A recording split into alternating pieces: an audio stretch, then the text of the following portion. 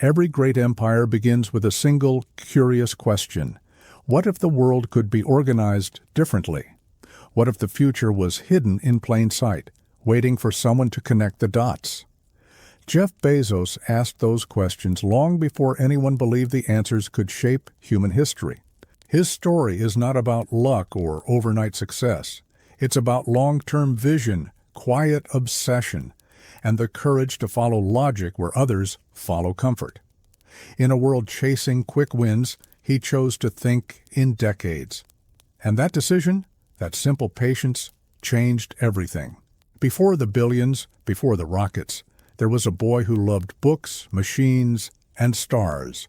A boy who built small inventions in his grandparents' garage. A boy who believed that knowledge could be engineered into possibility.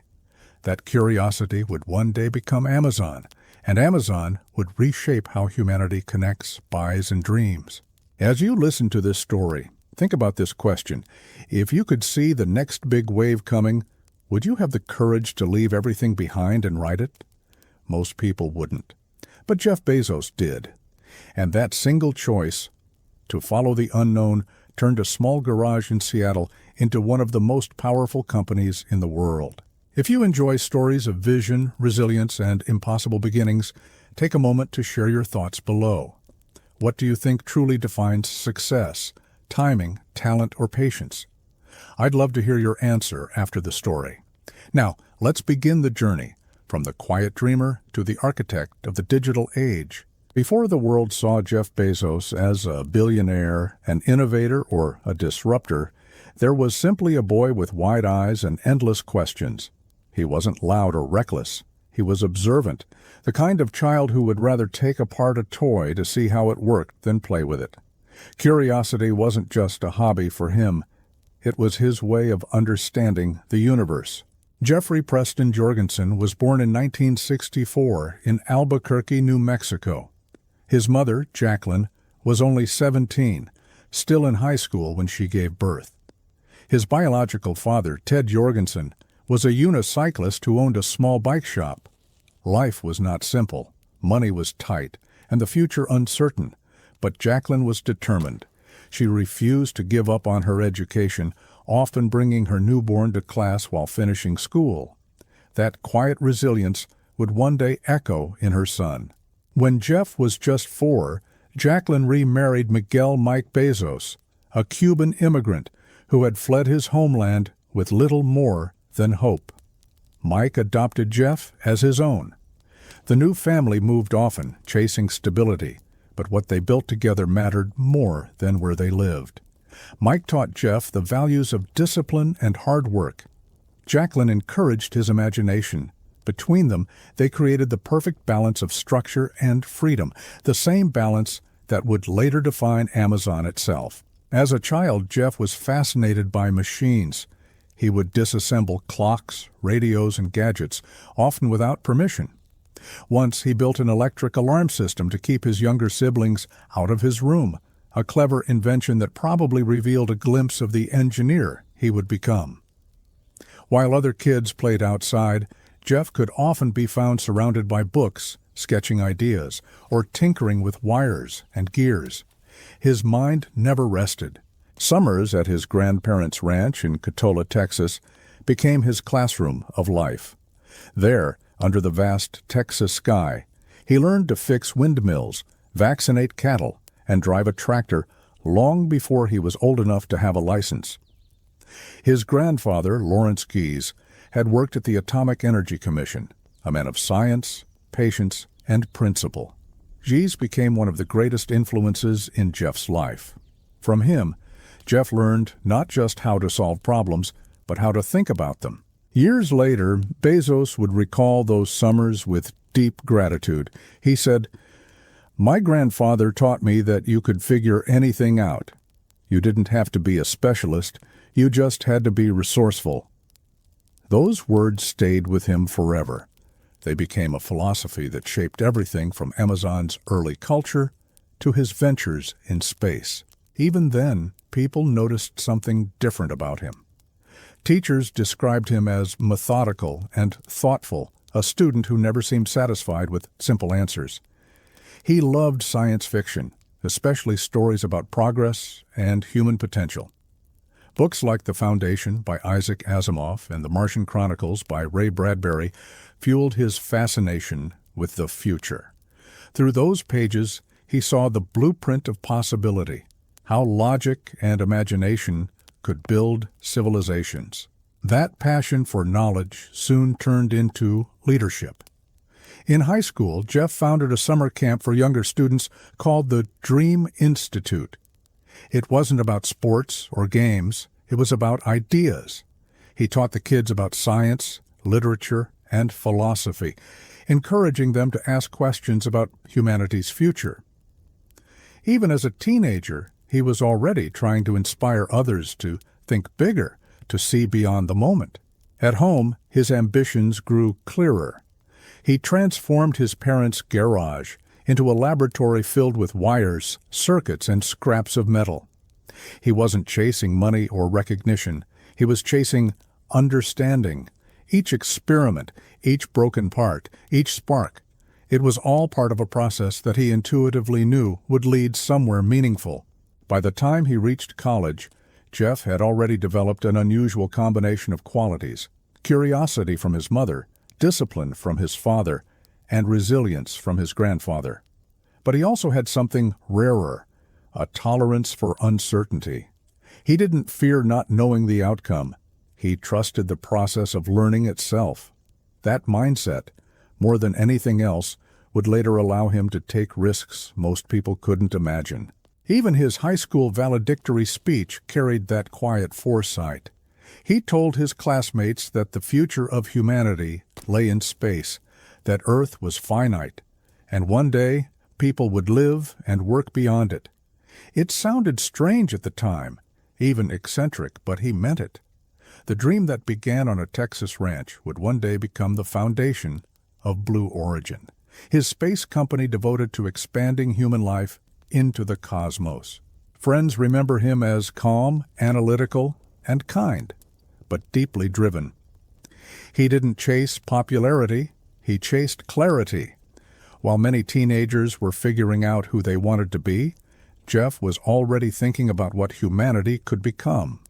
It wasn't arrogance, it was curiosity turned into purpose. That quiet dreamer, sitting under the Texas sky, could never have known that decades later he'd build one of the most powerful companies in history. Yet in those long, silent moments between fixing a fence or watching the stars, he was already practicing the mindset that would make it possible. He was learning to think long-term, not in minutes or months, but in lifetimes. The story of Amazon doesn't begin with technology. It begins with that mindset, the calm conviction that the world can be rebuilt one idea at a time. Before there was a website, there was a boy who believed in the impossible. Before there were servers and satellites, there was curiosity, patience, and a dream that refused to fade. Every empire begins as a whisper. Jeff Bezos was that whisper. And soon the world would hear it. By the time Jeff Bezos finished high school, his vision for life was already forming around a single principle: build for the future. While others chased quick results, he believed the best things in life and in business required time, patience, and structure. That mindset led him to Princeton University, one of the most competitive schools in the world, where he studied electrical engineering and computer science. It was the perfect environment for someone who viewed curiosity as a lifelong companion. Princeton in the 1980s was a hub for brilliant minds, filled with the early stirrings of what would become the modern tech revolution. The computer labs buzzed with possibilities, and Bezos immersed himself completely. He was a top student, disciplined yet quietly intense, and professors noted his ability to see patterns in chaos. While others solved problems step by step, Bezos saw entire systems at once, how small decisions connected to big outcomes. That systems thinking would later become the DNA of Amazon. But beyond academics, Bezos carried a sense of purpose that reached further than grades or jobs. He once told a friend that he wanted to build something important, something that would improve life for millions of people. At the time, it was an abstract dream, but it reflected how he already thought in terms of scale. He wasn't planning a career. He was designing a legacy. Life at Princeton was demanding, and Bezos thrived under pressure. His schedule was packed with coding assignments, lab projects, and late nights of quiet study. Yet even in those long hours, he seemed to enjoy the struggle. He once said that hard work makes life meaningful, and that idea guided him.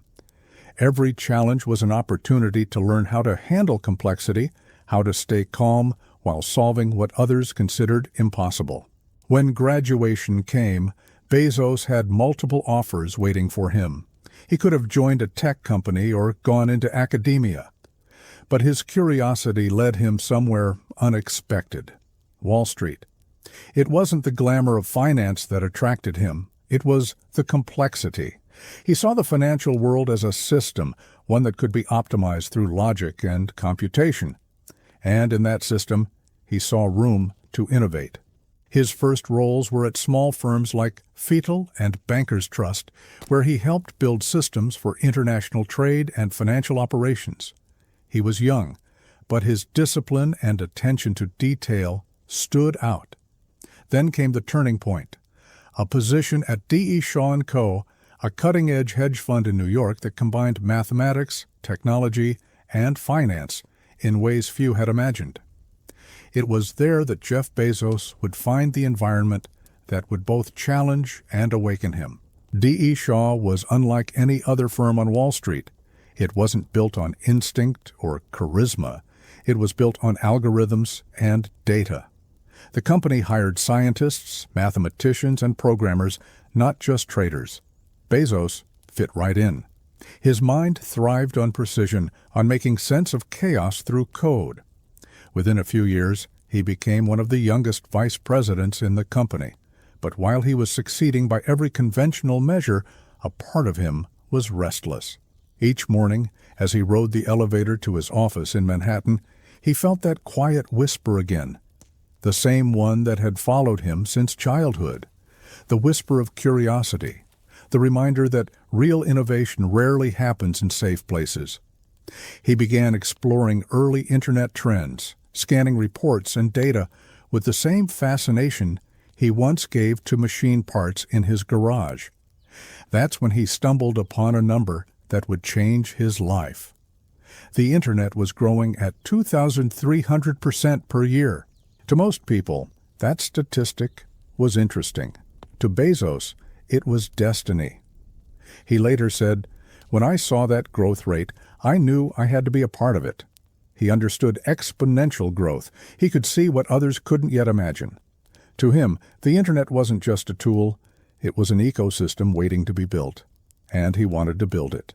Still, the decision wasn't simple. He had everything: success, security, respect. Leaving D.E. Shaw would mean walking away from stability into pure uncertainty. It would mean risking not just his career, but his sense of identity. For weeks, he wrestled with the decision. He made lists, ran calculations, and tried to reason his way out of the pull he felt. But the logic always led him back to the same place. If he didn't try, he would regret it forever. That realization became his internal compass. He developed what he later called his regret minimization framework. It was simple but profound. When faced with a decision, imagine yourself at 80 years old looking back on your life. Would you regret not taking the risk? If the answer was yes, then you had to do it. That idea would guide every major decision Bezos made from then on, including the one that changed the world. In 1994, he told his boss, David Shaw, about his idea to start an online bookstore. Shaw listened carefully and advised caution. The idea was interesting, but risky. The internet was still small, uncertain, even laughable to some. Most people didn't understand what it could become. But Bezos couldn't shake the feeling. He didn't just see a bookstore. He saw the foundation for something limitless, something that could expand far beyond books. So he made his choice. He packed his bags, left New York, and began a journey west, a journey that would start in a rented car with his wife Mackenzie and end in a small Seattle garage. On the way, he drafted his business plan, outlined his ideas, and wrote down the first version of Amazon's mission to build the world's most customer-centric company. That drive across America marked the end of one life and the beginning of another. He left behind the world of finance and stepped into the wilderness of possibility. The quiet dreamer had become the daring explorer. And like every great explorer, he wasn't chasing wealth or fame. He was chasing the unknown. As the miles rolled by, he could feel both fear and excitement. He was stepping into a world that didn't exist yet, guided only by numbers, logic, and belief. The same curiosity that once made him take apart radios as a boy now pushed him to take apart an entire industry. And so, with little more than vision, courage, and a belief in the power of the Internet, Jeff Bezos began his next chapter, one that would redefine the meaning of ambition itself. When Jeff Bezos finally decided to leave Wall Street, it wasn't a loud or impulsive move. It was quiet, deliberate, almost mathematical. For years, he had been surrounded by success, the polished offices, the fast decisions, the constant hum of ambition. But something deeper inside him had begun to stir. It was that same restless curiosity that once made him take apart machines as a child. He wasn't content analyzing the present anymore. He wanted to build the future. At D.E. Shaw, he'd seen the rise of data-driven decision-making. Algorithms were replacing human instinct, and computers were rewriting the rules of business.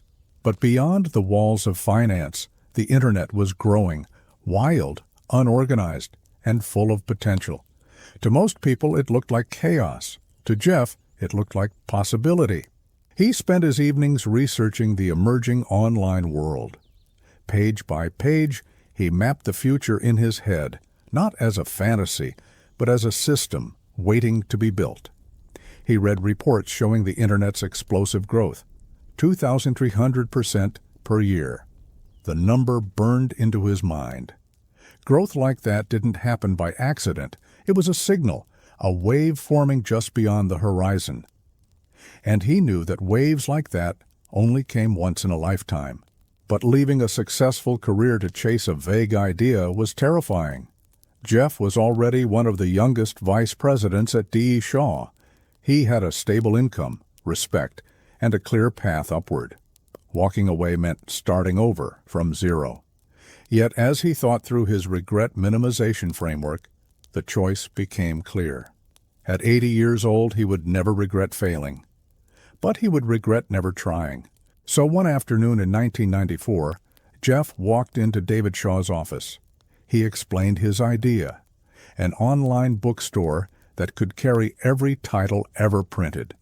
Shaw listened carefully and, after a moment, replied, "That sounds like a great idea for someone who doesn't already have a good job."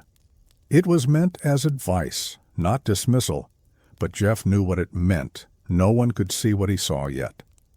And that was fine. True visionaries are often alone at first. He went home that evening, told his wife Mackenzie about his plan, and expected resistance. Instead, she smiled. She had seen that restless spark in him too. She told him, "You should go for it." With that one sentence, the decision was sealed. Sometimes belief from one person is enough to change the course of history. Within weeks, Jeff had left his job, packed his life into a car, and began a road trip from New York to Seattle. Along the way, he sketched out his business plan, scribbled notes, numbers, and rough diagrams on a laptop in the passenger seat. Somewhere along that endless highway, Amazon was born. The name itself took time. Jeff wanted something that symbolized vastness, a place of endless exploration. He flipped through a dictionary and found Amazon, the world's largest river. It felt right, a name that carried flow, scale, and mystery. He saw his company as a digital version of that river, a place where ideas, products, and people could move freely. When they arrived in Seattle, they rented a small house. Jeff converted the garage into a workspace. It was cramped, full of cables, servers, and the hum of possibility. His first team was tiny, a handful of passionate people who believed in the impossible. Together, they built the earliest version of Amazon.com, line by line, with the same obsessive attention to detail that defined Jeff's entire life. The world didn't notice them at first. To outsiders, they were just another startup. The internet was still young, slow, unproven, and even mocked by many. But Jeff didn't see the present. He saw the curve of time bending forward. Every day, he reminded his team that they were building for the long term, not for months, not for quarters, for decades. The first few months were brutal. There were days when servers crashed, shipments were late, and doubts crept in. But Bezos was relentless. He believed in a simple truth, that customers, if treated with care and respect, would always come back. He wasn't building a store, he was building trust. He printed a sign that said, "Get big fast." It wasn't about greed, it was about momentum. In a world moving at internet speed, standing still was the same as falling behind. He pushed his small team to move faster, think smarter, and simplify everything. Mistakes were lessons. Every failure was data. When Amazon launched in July 1995, the team celebrated, but cautiously. Orders started trickling in, first a few per day, then hundreds. They were shipping books out of their garage, packing boxes by hand, and driving them to the post office. Within 2 months, sales were coming from all 50 states and 45 countries. That moment, the sound of a single book order notification pinging across the early internet, was the birth cry of e-commerce. But even then, Bezos stayed grounded. He reminded his team that it was just the beginning. "It's day one," he said, a phrase that would later become Amazon's cultural mantra. Day one meant staying humble, staying hungry, and never assuming success was permanent. It meant thinking like a startup, even as they grew into a giant. Every night, Jeff would walk through the quiet garage after the team left. The smell of cardboard and coffee filled the air. He would look at the makeshift servers, the blinking lights, the rows of books, and smile. Somewhere deep inside, he knew this was the beginning of something far larger than any of them could imagine. Yet he also knew the hard part was just beginning. Growth brings challenges, not just technical, but human. Managing people, maintaining culture, protecting the long-term vision while facing short-term pressure. Jeff had stepped into a storm, and there would be no turning back. Still, as he stood under the flickering light of that garage, surrounded by the noise of the early internet, he felt at peace. The dream he had carried since childhood, to build, to explore, to understand, was no longer just in his mind. It was real. And it was growing. The year was 1995. In a small rented house in Bellevue, Washington, Jeff Bezos sat at a wooden desk in a cluttered garage surrounded by boxes, wires, and half-assembled equipment. There was nothing glamorous about it. No corporate logo, no investors lined up at the door. Just a small group of people chasing a fragile idea with relentless energy. The air smelled of cardboard and ambition. Amazon.com had finally gone live. The world's first online bookstore, a strange, risky concept in a time when most people still browsed shelves and paid with cash. But to Jeff, it wasn't just about selling books. It was about proving a point that technology could make shopping simpler, faster, and more personal. Books were only the beginning. The first few days were quiet. A few curious customers stumbled upon the site, browsed the limited catalog, and placed small orders. Then word began to spread through emails, forums, and early internet chatter. The simplicity of the experience amazed people. They could search millions of titles, read descriptions, and order with a click. The world had never seen anything like it. The orders started small, 10 a day, then 100, then 1,000. Each time an order came in, A bell rang in the office. At first the sound was thrilling. Soon it became constant. The team was overwhelmed, not by failure, but by success. They packed boxes by hand, printed labels, and drove to the post office themselves. The pace was exhausting, but every late night felt like part of something historic. Jeff believed deeply in one principle: obsess over customers, not competitors. He reminded his small team that trust was their most valuable product. If they could earn it, everything else would follow. They wrote thank you emails, fixed small bugs immediately, and treated every customer like a neighbor. That human touch delivered through technology became the foundation of Amazon's philosophy. In those early months, Bezos had to make impossible choices with limited resources. He reinvested every dollar back into growth. No shortcuts, no luxury, no safety net. The desks were made from wooden doors, bought cheap from Home Depot, and repurposed into work tables. When someone asked why, he smiled and said, "It's a good symbol. We spend money on the things that matter." The customer. That mindset, frugality paired with obsession, shaped the culture of Amazon. It wasn't about comfort. It was about mission. They weren't building a store. They were building infrastructure for a new world, and every line of code, every shipment, every idea was a brick in that invisible foundation. Still, not everyone believed. Critics mocked the idea of an online bookstore. Newspapers wrote headlines asking whether people would really trust their credit cards to the internet. Wall Street analysts dismissed it as a fad, but Jeff didn't waste time arguing. He knew that visionaries rarely win through debate, they win through execution. By 1996, Amazon was growing at a rate that defied expectations. From a few thousand customers, it expanded into the hundreds of thousands. Revenues climbed, but profits remained elusive. Jeff wasn't chasing short-term success. He told investors that his focus was long-term value, even if it meant years of losses. It was a radical idea, and one that confused many. He wrote in his first shareholder letter, "We believe that a fundamental measure of our success will be the shareholder value we create over the long term. Because of our emphasis on the long term, we may make decisions that weigh short-term earnings less heavily than long-term growth." It wasn't the language of Wall Street. It was the language of patience. Bezos was teaching the world that real success doesn't come from quarterly profits. It comes from endurance. Inside Amazon's tiny office, the culture was intense but inspiring. Employees worked long hours, driven by purpose. Mistakes weren't punished, they were studied. Fail fast, learn faster became an unspoken rule. Every failure revealed data. Every obstacle refined the system.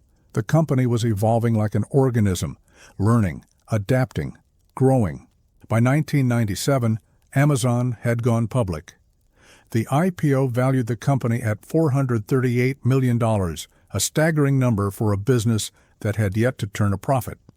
The media buzzed with excitement and skepticism. Could a company that sold books online really be worth that much? Jeff ignored the noise. He was already looking beyond books. He often reminded his team, "We are not in the book business. We are in the business of helping customers find anything they might want to buy online." That simple shift in thinking transformed Amazon from a store into a concept, a limitless marketplace. Soon came the expansion: music, DVDs, electronics, toys. Each new category tested their systems and their patience. Logistics became a battlefield. Warehouses overflowed, shipments got delayed, and servers strained under the growing load. But Bezos thrived on these challenges. He saw each problem as a sign of progress. Growth meant friction, and friction meant movement. Behind his calm demeanor, Jeff was a strategist. He studied every detail, every number, every process. He once said, "We are willing to be misunderstood for long periods of time." That was his armor, the ability to stay focused while the world doubted him. He often worked late into the night, his desk lit only by the glow of a computer screen. His laughter, sharp and loud, echoed through the office, the sound of someone who enjoyed the chaos of creation. Employees described him as both inspiring and demanding. He expected excellence, but he offered purpose. People didn't just work for Amazon, they worked with an idea that was bigger than themselves. And slowly, quietly, Amazon began to change the way people thought about shopping. For the first time, customers didn't need to leave their homes. The store came to them, invisible, instant, infinite. The world was beginning to tilt toward a digital horizon, and Amazon was pushing it forward. Yet, even as success grew, Bezos kept his mantra. It's still day one. He reminded everyone that complacency was the enemy. The internet was evolving, and survival depended on constant reinvention. In the long run, he said, companies that focused on themselves would fade. Companies that focused on customers would last. The birth of Amazon wasn't just a story of business.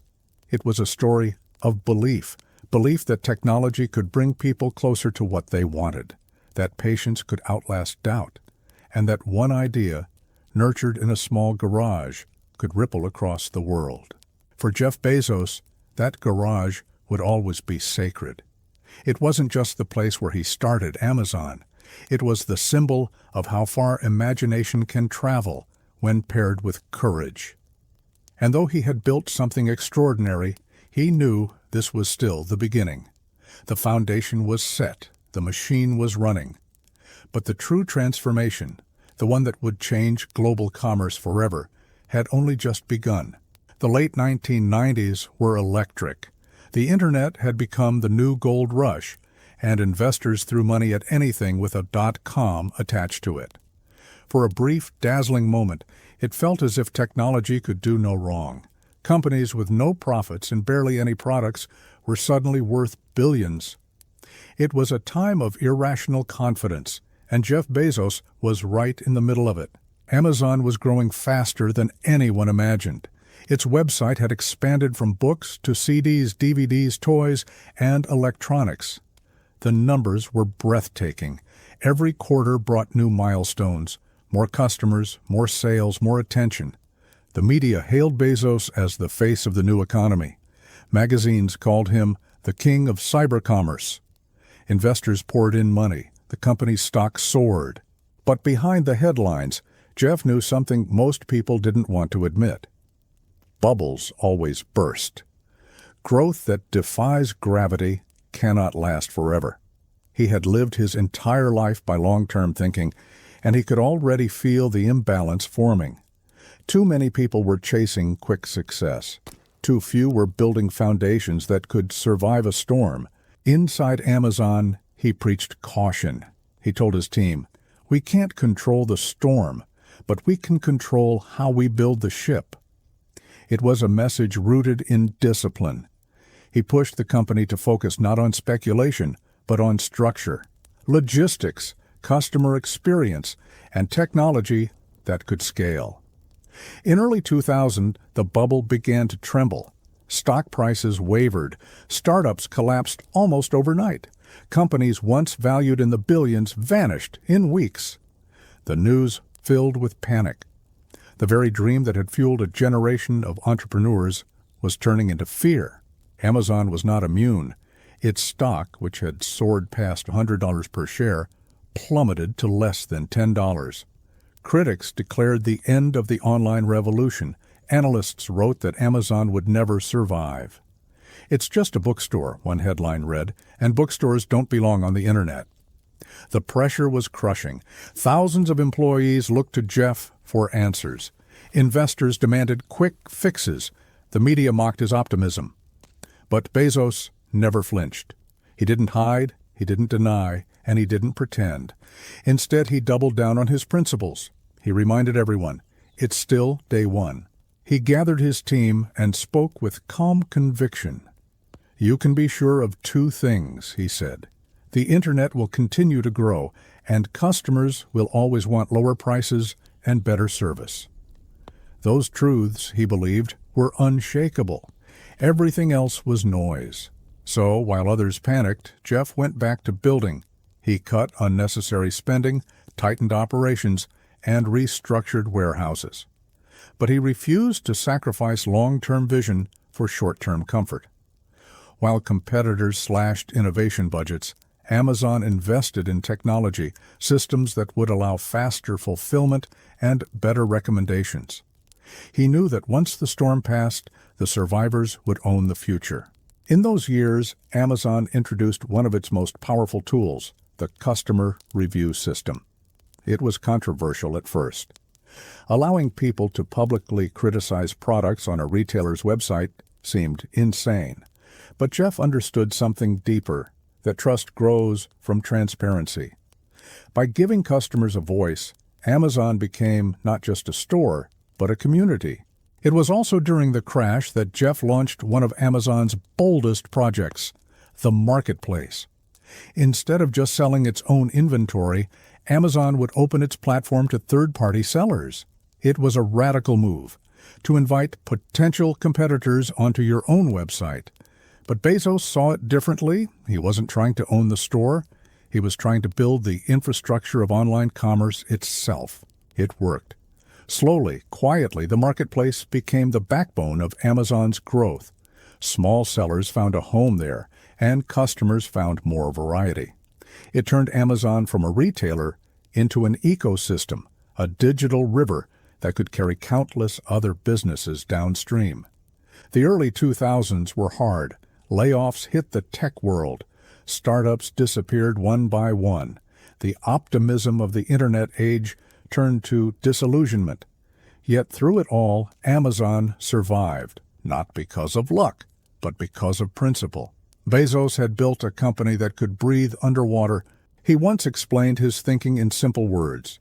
If we have a good quarter, it's because of work we did 3, 4, 5 years ago. If we have a bad quarter, it's because of work we did 3, 4, 5 years ago. To him, time was the ultimate truth. The market could panic, but time always revealed who had built wisely. By 2002, the storm began to settle. Many of Amazon's early rivals were gone, but Amazon was still standing, scarred but alive. And not just alive, stronger. The company had learned to operate leaner, smarter, and faster. Every hardship had become a lesson. Every doubt had hardened its resolve. That same year, Amazon launched one of its most transformative services, Amazon Web Services, or AWS. At first, it was just a set of internal tools to help manage the company's growing data needs. But Bezos saw something bigger. He realized that the same infrastructure powering Amazon's website could be rented out to other developers. It was the beginning of the cloud, an idea that would eventually redefine the entire technology industry. In hindsight, the dot-com crash was not a tragedy for Amazon. It was a test, one that forced the company to become resilient. While others vanished, Amazon learned to breathe through chaos. By the mid-2000s, the world had changed. The internet was maturing, broadband was spreading, and e-commerce was no longer a curiosity. Customers had grown used to buying online. They trusted it. And in that new world, Amazon was ready, lean, experienced, and fearless. Jeff Bezos would later look back on those years and say, "I knew we were going to be fine when other companies were closing their doors." Because even when things were bad, our customers kept coming back. It was proof of his greatest belief, that loyalty built slowly is unbreakable. The storm had come and gone. The wreckage of the dot-com era lay everywhere. But in the quiet aftermath, one sound remained, the hum of Amazon servers, steady and alive. Out of the ashes of the digital chaos, Bezos had built something rare, a company designed not just to grow, but to endure. And somewhere in that endurance, something else was awakening, a vision far bigger than e-commerce. Jeff Bezos had survived the storm. Now he was ready to reinvent the world once again. After surviving the chaos of the dot-com crash, Amazon emerged not as a survivor, but as something new, a company reborn. The scars of the early 2000s had hardened its spirit. It had learned how to move quietly through crisis, how to turn uncertainty into structure, and how to keep building while the world watched with doubt. Jeff Bezos was no longer just a startup founder. He had become an architect, someone designing the framework for a future no one else could yet see. And that future, he believed, would depend on two things: speed and trust. As the internet matured, customer expectations began to change. They didn't just want access to products, they wanted convenience, fast delivery, reliability, and simplicity. Shopping online was no longer a novelty. It was becoming a habit. And Bezos, ever the systems thinker, realized that the next great challenge wasn't selection, it was logistics. He wanted to make ordering from Amazon feel effortless, as natural as turning on a light. But to do that, the company needed something revolutionary, something that would rewrite how people thought about shopping. In 2005, that revolution arrived quietly, wrapped in simplicity. Amazon Prime. For $79 a year, customers could get unlimited two-day shipping on millions of items. At the time, the idea seemed almost absurd. Shipping was expensive, margins were thin, competitors thought Bezos had lost his mind. But Jeff saw what others couldn't, that the true value of Prime wasn't in shipping costs, it was in loyalty. Prime wasn't a transaction, it was a relationship. Once a customer joined, they weren't just buying products, they were entering a long-term bond with Amazon. Over time, that bond became nearly unbreakable. People stopped comparing prices. They stopped browsing other stores. They simply trusted Amazon. Inside the company, Prime was seen as both a bold experiment and a dangerous gamble. The logistics team worked endlessly to meet impossible promises. Warehouses expanded, delivery networks tightened, and algorithms evolved to predict what people wanted before they even clicked buy. Every small improvement, from packaging design to route optimization, mattered. Bezos obsessed over the details. He would visit fulfillment centers unannounced, watching conveyor belts move like rivers of motion. To him, it was art, a dance between human precision and machine intelligence. The gamble paid off. Within a few years, Prime became one of the most successful subscription programs in history. Customers didn't just use it, they loved it. It wasn't about saving money, it was about saving time. And time, as Bezos often said, was the one thing you could never buy back.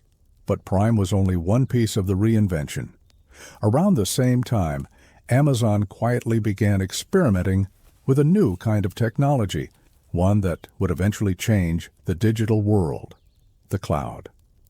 What started as an internal infrastructure project evolved into Amazon Web Services, or AWS. The idea was simple but profound. If Amazon could rent out its computing power to other companies, it could turn its biggest cost into a new business. Few understood it at first. Why would a retail company build servers for other businesses? But Bezos understood that information was the next frontier. He saw that the world's future companies would be powered not by factories, but by data centers. And if Amazon could provide the backbone for that world, it would quietly become the foundation of the Internet itself. AWS launched officially in 2006. It began with storage, computing, and database services, basic tools for developers. But within a few short years, it became indispensable. Startups, corporations, even governments began relying on AWS to run their digital lives.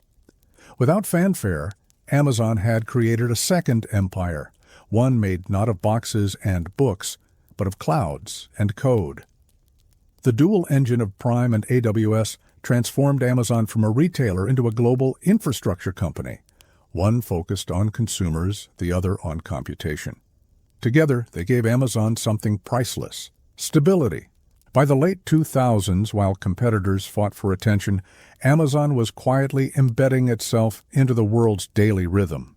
Every click, every shipment, every piece of data, it all passed through systems that Jeff's vision had built.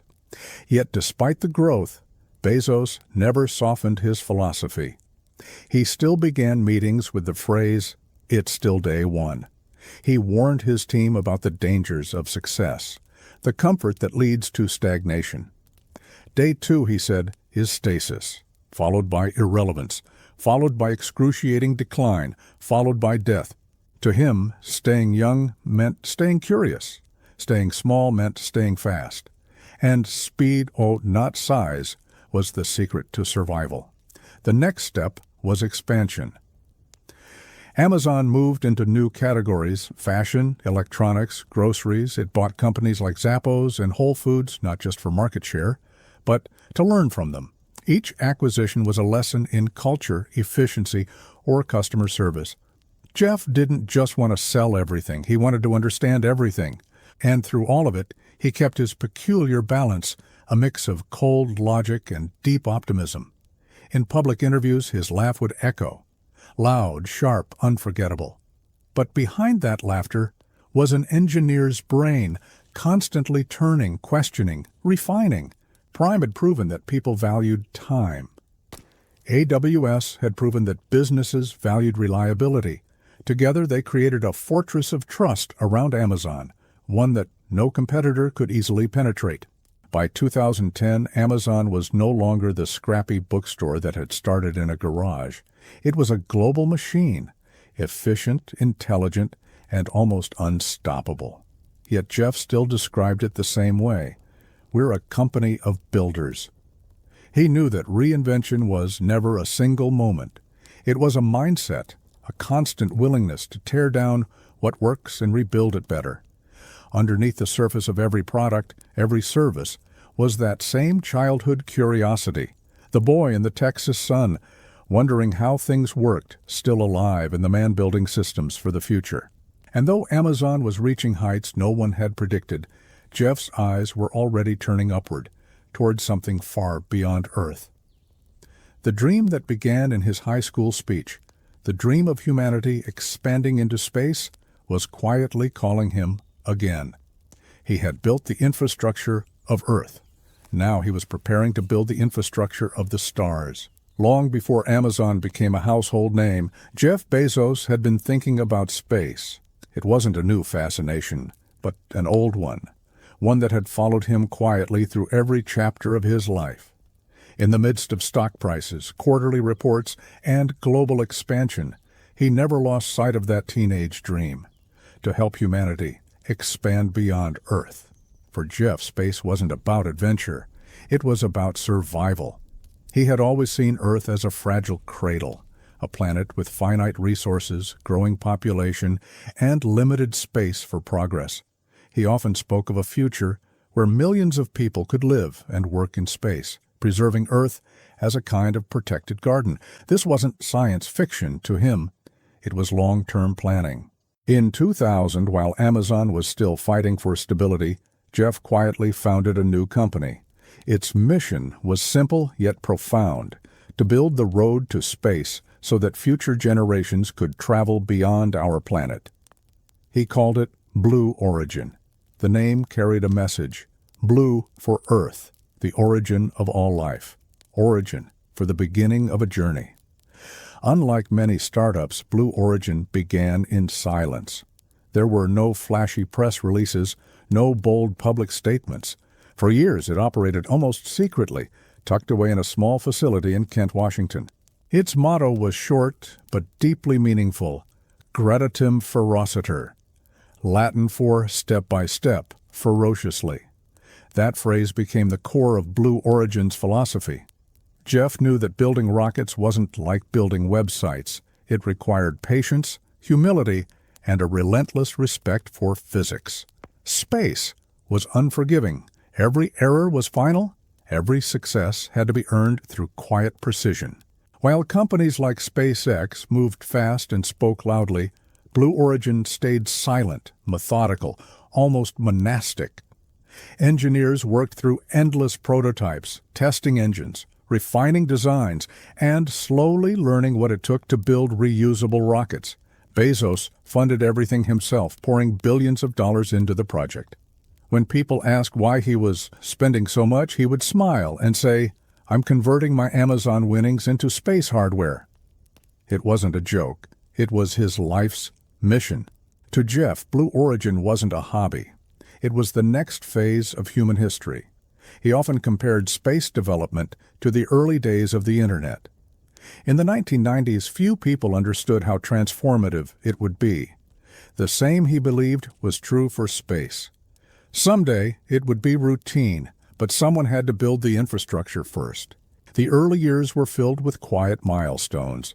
The company's first vehicle, the New Shepard, was named after Alan Shepard, the first American in space. It was designed to carry tourists and research payloads on short suborbital trips. Small steps, literal and symbolic, toward the larger dream. In 2015, after years of failed tests and silent setbacks, Blue Origin achieved a breakthrough. New Shepard successfully launched, reached the edge of space, and then, for the first time, landed safely back on Earth. The reusable rocket had become a reality. That moment was historic. It marked a turning point in spaceflight, showing that reusability wasn't just possible, it was practical.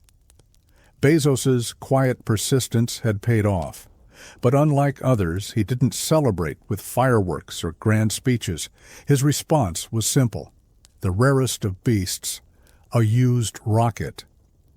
That calm understatement reflected his character perfectly. Behind it, though, was deep emotion, the kind that comes from decades of patience finally rewarded. Over the next few years, Blue Origin began to open up slightly, revealing glimpses of its progress. New engines, larger rockets, plans for lunar landers. Each step built upon the last, exactly as the motto promised. Jeff often described his vision in vivid detail. Millions of people living in floating space habitats, powered by solar energy, with industries relocated off-world to preserve Earth. In his view, Earth was the best place for life, but not for heavy industry. Humanity, he believed, had to expand outward if it wanted to thrive. He wasn't trying to escape Earth, he was trying to save it. Despite their philosophical differences, Blue Origin and SpaceX became the twin pillars of a new space age. Elon Musk sought to colonize Mars. Bezos aimed to industrialize orbit. One looked outward, the other upward. Their rivalry pushed innovation faster than anyone expected. Still, Blue Origin remained slower and quieter. Critics called it cautious. Supporters called it disciplined. Jeff didn't mind the comparisons. "We're not racing," he said. "We're building." That difference in pace reflected Jeff's deeper personality. He wasn't driven by short-term excitement. He was driven by legacy. For him, Blue Origin was about laying foundations that might not fully bloom in his lifetime. It was the kind of thinking that spanned generations, not fiscal quarters. In 2021, Blue Origin reached another milestone. Jeff himself boarded the New Shepard spacecraft for its first crewed flight. Alongside him were his brother Mark, an 82-year-old aviator named Wally Funk, and an 18-year-old student. The flight lasted just over 10 minutes. Brief, but symbolic. When they returned to Earth, Bezos stepped out smiling, looking both humbled and transformed. For the first time, he had seen the curve of the planet with his own eyes. Later, he said softly, "It's the most beautiful planet in the universe. We have to take care of it." Those words revealed something many had missed about him. Beneath the engineer's logic and the CEO's precision was still that boy from Texas, the one who dreamed of building for the future, not for fame. Blue Origin continued to evolve, working on larger vehicles like New Glenn, named after astronaut John Glenn, and lunar missions under the Artemis program. Bit by bit, Bezos's quiet dream was aligning with humanity's return to the moon. It wasn't about competition anymore. It was about continuation, humanity's next chapter. While the world debated his wealth and ambition, Jeff was thinking in centuries. He saw civilization as a long arc, one that could bend toward sustainability, exploration, and progress if guided with patience. Gratitim ferociter wasn't just a motto for Blue Origin. It was the story of Jeff Bezos himself, step by step, ferociously, from a curious child to a Wall Street analyst, from a garage startup to the edge of space. And even as he handed off Amazon's day-to-day leadership, he didn't see it as retirement. To him, it was a return to focus, a chance to dedicate himself fully to the dream that started everything, every rocket test, every small success, every quiet milestone. They were all echoes of that early vision, a world where humanity was no longer bound by gravity, where innovation had no ceiling. For Jeff Bezos, the journey wasn't about escaping Earth. It was about ensuring we always had somewhere to come home to. By the time Jeff Bezos reached the height of his career, he had already reshaped the modern world. Shopping, cloud computing, publishing, logistics, even spaceflight, all bore the quiet fingerprint of his vision. But behind the towering success, Bezos was never afraid to talk about the other side of progress, the side made of mistakes, stumbles, and human imperfection. He once said, "Failure and invention are inseparable twins." It wasn't just a quote for inspiration, it was a philosophy born from experience. From the earliest days of Amazon, he had built a culture that embraced failure as the cost of innovation. If you were going to experiment, you had to be willing to fall, hard and often. And Amazon had fallen many times. There was the Fire Phone, a project meant to rival the iPhone, a bold experiment that ended in silence. Despite its flashy features, it failed to connect with users and cost the company hundreds of millions of dollars. To most CEOs, it would have been a humiliation. To Bezos, it was tuition, the price of learning something valuable. Not long after, that same spirit of experimentation gave birth to Alexa and the Echo device, products that quietly redefined how humans interacted with technology. The lessons from failure had fueled success. It was the pattern of his entire life. Jeff's approach to leadership was often misunderstood. He was known for his intensity, for the way he dissected details, and for his famously tough meetings, known internally as Bezos reviews. He could be sharp, demanding, even intimidating. But behind that rigor was something deeper, a belief that truth was forged in friction. He wanted people to argue, to challenge, to question. In his annual letters to shareholders, he wrote not like a CEO, but like a teacher. Each letter was a lesson in long-term thinking. He reminded readers that the path of innovation was rarely smooth. It was filled with uncertainty, ambiguity, and constant reinvention. The good news, he wrote once, is that we can choose our story, and by choosing, we get to write it ourselves. One of the central themes of his philosophy was Day One. To Jeff, Day One meant acting as if the company was always at the beginning, nimble, curious, and hungry. Day Two, he warned, was complacency, the slow decay that begins when success makes you comfortable. It wasn't just business advice, it was a way of life. Bezos often spoke about the passage of time, how decisions made today ripple decades into the future. He even invested in a massive 10,000-year clock buried deep inside a mountain in Texas. To him, it was more than a machine. It was a symbol, a reminder that humanity should always think beyond its own lifetime. That sense of perspective shaped everything he built. Amazon wasn't designed to win quarterly battles. It was designed to last for centuries. Blue Origin wasn't about space tourism. It was about human destiny. In every pursuit, Jeff was guided by one question: what will matter when I'm gone? But reflection also brought humility. Despite his wealth and power, Bezos often spoke of the limits of human control.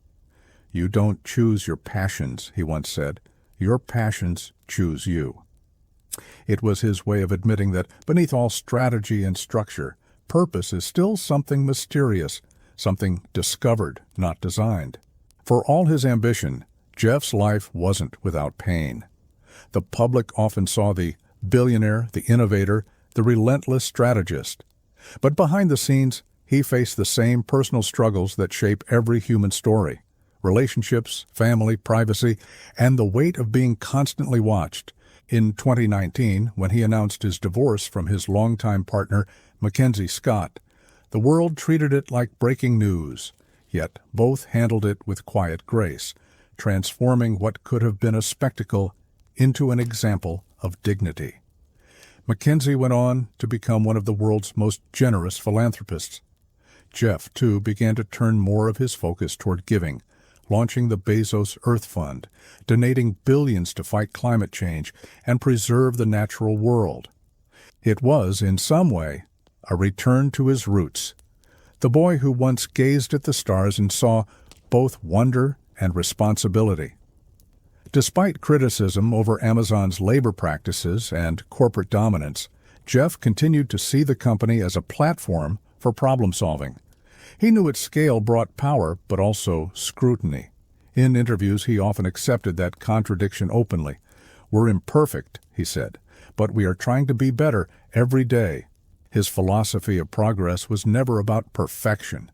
It was about iteration, the endless loop of building, breaking, and rebuilding. To him, success was not a destination, but a process. As he grew older, Jeff began to speak more about the emotional side of leadership. He talked about kindness, about gratitude, about the quiet joy of building things that last. He encouraged young people not to chase money, but meaning. "You can have a job or you can have a calling," he said. "If you're lucky, they're the same thing." In those moments, the distance between the billionaire and the dreamer seemed to dissolve. You could still hear the echo of that high school speech, the one about space colonies and the future of humanity. He was still the same person, just standing on a higher hill, looking a little further ahead. When asked what motivated him after achieving everything, Jeff smiled and said, "We're still at the beginning." That sentence, simple, humble, powerful, summarized his entire journey, because for Bezos, there was no finish line, only evolution, only the next challenge. And perhaps that's why, even after stepping down as Amazon's CEO, he didn't stop building.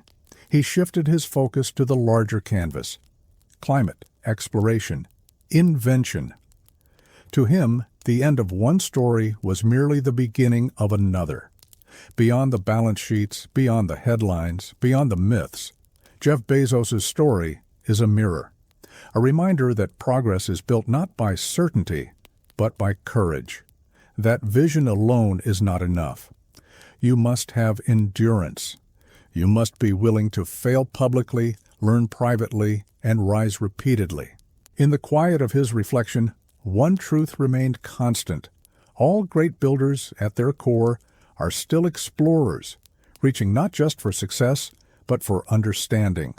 And for Jeff Bezos, that journey was never about wealth or recognition. It was about leaving behind a blueprint, a map for those who would one day dream even bigger. As the years passed, Jeff Bezos slowly stepped back from the daily chaos of Amazon. But stepping back didn't mean stepping away. His presence lingered in every decision, every product, every cultural principle the company lived by. Even after he handed over the CEO role in 2021, Amazon still breathed the air of his philosophy. The spirit of experimentation, the hunger for scale, the obsession with the long term. His new title, Executive Chairman, was symbolic, not an ending, but an evolution. For decades he had built the world's largest marketplace. Now he turned his attention to building something larger still, a legacy. In many ways, Bezos' story had come full circle. The young dreamer who once imagined humanity among the stars had grown into a man funding real missions beyond the Earth. The boy who disassembled machines in a Texas garage had become the man who built rockets from the ground up. The engineer's curiosity had never left him. It had simply expanded to planetary scale. He spent more time at Blue Origin, guiding its mission with quiet intensity. While others chased quick headlines, Jeff spoke about the future in centuries, not years.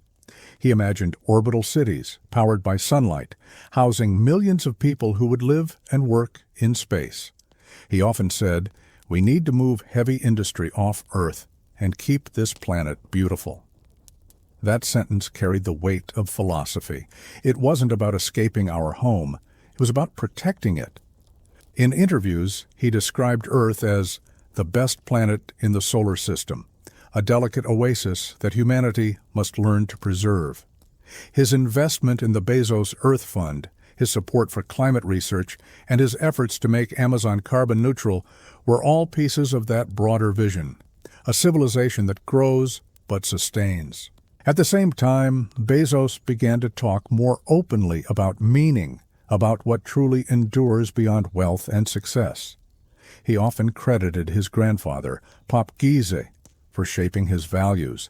It was Pop who taught him to fix things with his hands, to think independently, and to persevere even when no one was watching. That quiet work ethic became the foundation of everything Jeff built. Legacy for Bezos was not a monument. It was a motion, the continuation of an idea through time. He often reminded his teams that Amazon itself was temporary. "One day, Amazon will fail," he said during an all-hands meeting. "Your job is to delay that day for as long as possible." It wasn't pessimism. It was realism. To him, no company, no invention, no person could outlive time itself. What mattered was the chain of influence. The spark passed from one generation of builders to the next. And that spark was his true legacy. Through Amazon, Bezos had changed how people interacted with technology.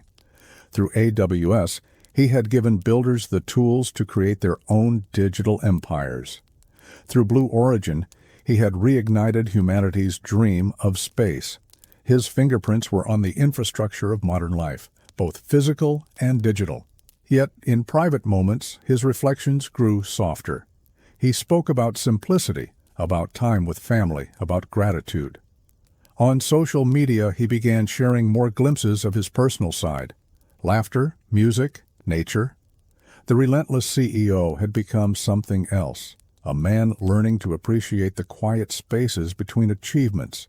Still, that deep current of ambition never faded. It only evolved. When he spoke publicly, his tone shifted from tactical to philosophical.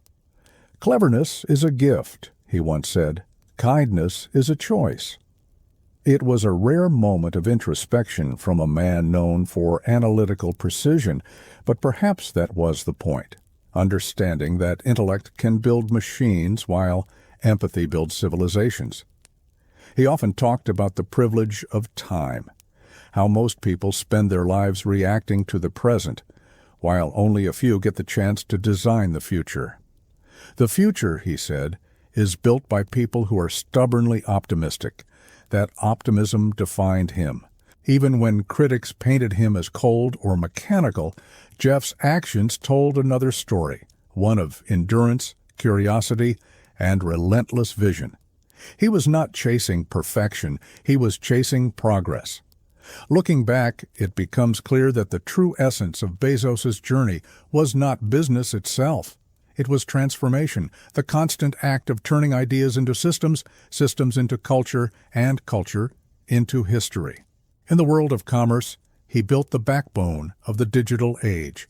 In the world of technology, he created the invisible infrastructure that powers innovation. And in the world of dreams, he reopened humanity's gaze toward the stars.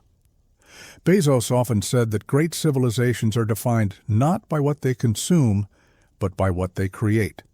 He wanted future generations to inherit a world of abundance, not scarcity, a world that looked outward with hope, not inward with fear.